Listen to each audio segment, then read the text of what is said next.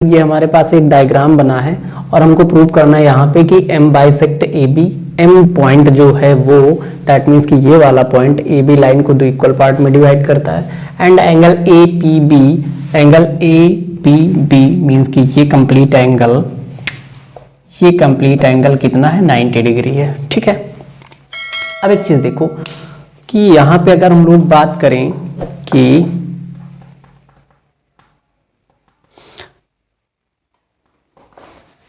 इन circle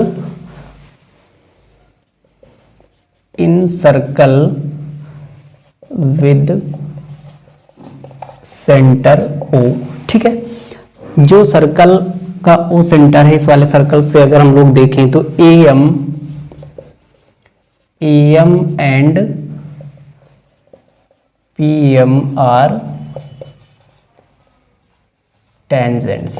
ठीक है, ये दोनों क्या है? टेंजेंट्स हैं। तो अगर दोनों टेंजेंट हैं तो यहाँ पे ये हो जाएगा AM is equal to PM। ठीक है, ये हमारा इक्वेशन फर्स्ट हो गया। ठीक है, सिमिलरली अगर हम लोग इस वाले सेंटर पे, इस वाले सर्कल पे देखें तो यहाँ पे क्या हो जाएगा? सिमिलरली इस वाले सर्कल पे अगर हम लोग देखें तो यहाँ पे हमारा क्या हो जाएगा? MB एंड PM, या फिर इसको हम लोग लिख सकते हैं BM is equal to PM। ये हमारा इक्वेशन सेकंड हो जाएगा। क्लियर? आगे इसको हम लोग सॉल्व करेंगे तो from equation first and equation second. ठीक है,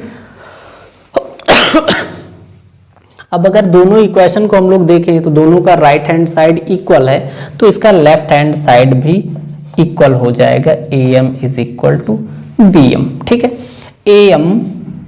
AM is equal to BM। ठीक है, इसका मतलब जो M पॉइंट है वो AB को दो इक्वल पार्ट में डिवाइड कर रहा है। ठीक है, तो यहां से प्रूव हो गया कि M, यहां पे लिखो show M bisects AB।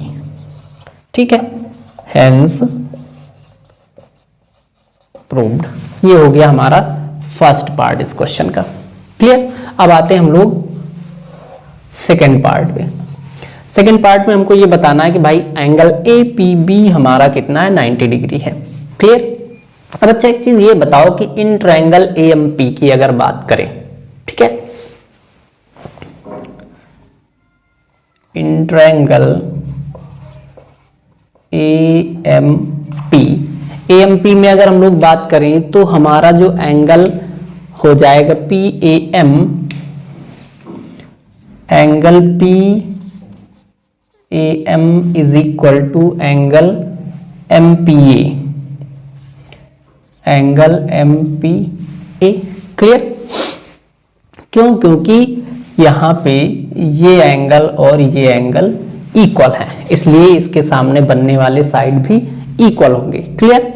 Similarly अगर हम लोग इस ट्रायंगल की बात करें,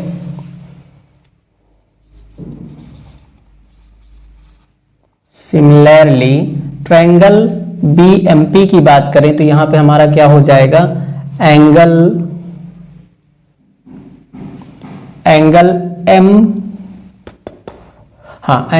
MBP या फिर PBM इज इक्वल टू हो जाएगा एंगल MPB। ठीक है, सेम वही रीजन कि यहाँ पे ये एंगल और ये एंगल इक्वल हो गया है, इसलिए इसके सामने बनने वाले साइड भी इक्वल होंगे। क्लियर? अगर यहाँ पे फिर से हम लोग बात करें कि भाई एंगल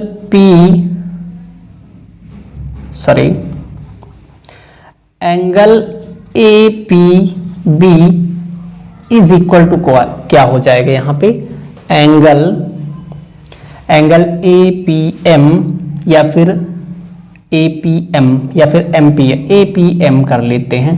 ठीक है, प्लस एंगल दूसरा हमारा क्या बनेगा? यहाँ पे इस वाले एंगल की बात करें तो MPB। ठीक है, MPB। क्लियर? ये दोनों एंगल हमारे इस एंगल के सम के इक्वल होंगे। क्लियर? अच्छा एक चीज और देखो यहाँ पे कि अगर हम लोग इस ट्रायंगल की बात करें, इन ट्रायंगल PAB, तो सभी इंटरनल एंगल का सम 180 डिग्री होना चाहिए। ठीक है, तो यहाँ पे हो जाएगा एंगल PAB प्लस नहीं PAM करो इसको, चूंकि हमारे पास PAM है। ठीक है, PAM plus angle PBM plus angle angle कौन सा बताना हमको, APB is equal to 180 degree. ठीक है, अब एक चीज यहां पे देखो कि हम लोग यहाँ पे PAM की जगह हम लोग APM भी रख सकते हैं। ठीक है, तो यहाँ पे एंगल APM प्लस PBM की जगह हम लोग MPB भी रख सकते हैं, या फिर एंगल APB मतलब PMB की जगह हम लोग रख सकते हैं BPM। ठीक है, BPM प्लस आगे एंगल हमारा ये इसका पार्ट है। ठीक है, angle APB is equal to 180 degree.